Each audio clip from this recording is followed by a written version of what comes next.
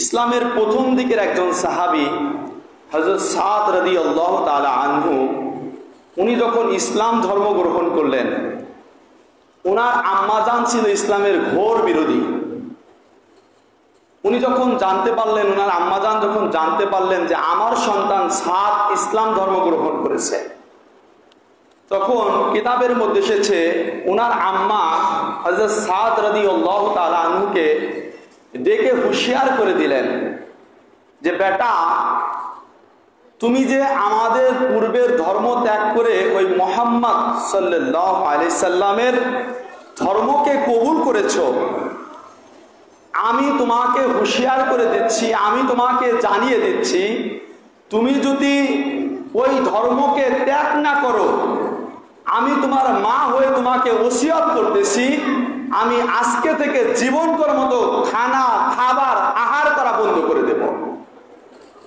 সাদের আম্মা সাদকে হুঁশিয়ার করে দিল, তুমি যদি ইসলাম ধর্ম ত্যাগ না করো, ইসলাম ধর্ম ছেড়ে না দাও, আমি কি করব? আজকে থেকে অনাহারে থাকা শুরু করব, খাবার বন্ধ করে দেব। আমি খাবার বন্ধ করে দিলে তাম পৃথিবীর মানুষ বুঝবে যে সাদের আম্মা সাদের সাথে রাগ করে খাবার বন্ধ করে দিয়ে দুনিয়া থেকে বিদায় নিয়ে চলে গেছে। তো হযরত সাদ রাদিয়াল্লাহু তাআলা আনহু এদিকে নবী পাকের মহব্বত, এদিকে আম্মা জানের মহব্বত, এদিকে নবী পাকের ভালোবাসা, এদিকে মায়ের ভালোবাসা। তো সাদ রাদিয়াল্লাহু তাআলা আনহু দেখলেন একদিন, দুই দিন, তিন দিন চলে গেল, কিতাবের মধ্যে এসেছে উনার আম্মা কি করলো? খাবার খাওয়া বন্ধ করে দিল, আহার করা বন্ধ করে দিল। উনি দেখতে পেল যে ওনার আম্মা তো দুর্বল হয়ে যাচ্ছে। তখন হযরত সাদ রাদিয়াল্লাহু তাআলা আনহু ওনার আম্মাকে ডেকে বললেন, এই আম্মা, আমিও আপনাকে বলতেছি যে আমি ইসলাম ধর্ম গ্রহণ করার কারণে আপনি যদি না খেয়ে থাকেন, না খেয়ে যদি আপনি মারাও যান, আমিও আপনাকে হুঁশিয়ার করে দিচ্ছি যে আমি যেই নবী কামনেওয়ালা মদিনাওয়ালার কদমের নিচে চলে গিয়েছি, আপনার মতো মা একজন নয়, দুইজন নয়, 100 জন যদি বারবার জীবন দেয়, আমি ওই মুহাম্মাদের কদম ছাড়তে রাজি। সাল্লাল্লাহু আলাইহি ওয়াসাল্লাম।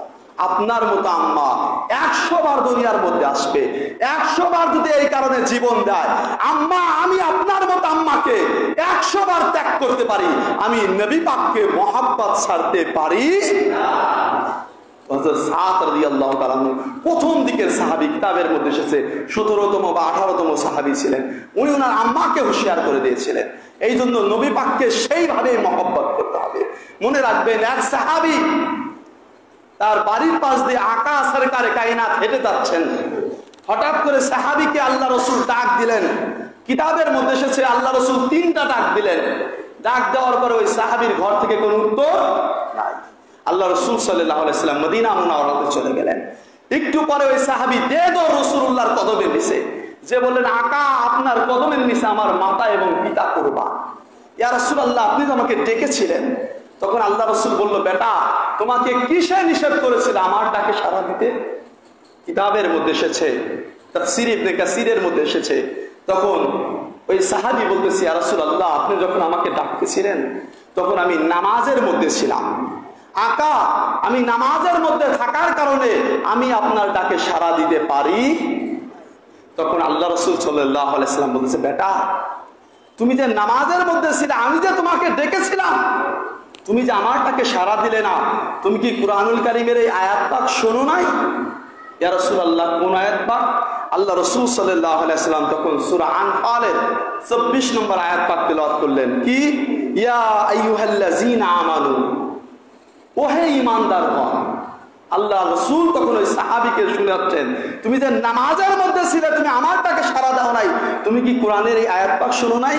ইয়া আইয়ুহাল্লাযীনা আমানু ইসতাজীবু লিল্লাহি ওয়া লির-রাসূল ইজা দাআকুম, যখন রাসূল তোমাদেরকে আহ্বান করে। এই সাহাবী, তুমি কি এই আয়াত শোনো নাই? যখন রাসূল তোমাদেরকে আহ্বান করে, তুমি কি করবে? তোমরা তাৎক্ষণিক আল্লাহ আল্লাহ রাসূলের ডাকে সাড়া দিবে। সাহাবী নামাজের মধ্যে ছিল। আমরা এখন বলতেছি নামাজ শ্রেষ্ঠ ইবাদত।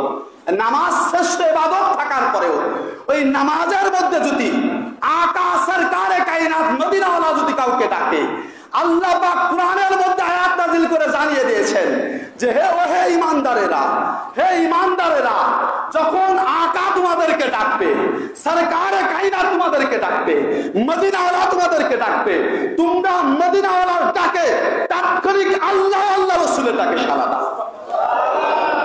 মাওলা ডাকলেন রাসূল, কিন্তু সাড়া দেওয়ার বেলায় বলতেছে আল্লাহ ও রাসূলের ডাকে।